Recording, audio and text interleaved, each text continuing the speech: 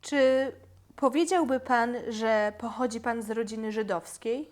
Owszem, bardzo żydowski, ale nie była nabożna. Czy świętowaliście święta żydowskie w domu? Owszem. Jakie? Jakie? Pesach, Wielkanoc, Wielkanocne święta. Jom Kippur naturalnie się nie pracowało, ale ojciec do Bożnicy nie chodził. Kilka razy, pamiętam, on mnie zabrał do Bożnicy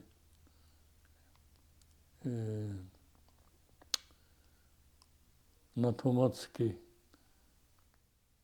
No, tradycje to, jak się obchodziło święto, to powiedzmy w Wielkanocy ojciec mówił Haggadę.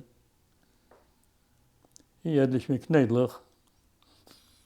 I to była tradycja. A w piątek wieczorem jedliśmy gefilte fish. To też była tradycja. Szabes był Czulent. To też była tradycja.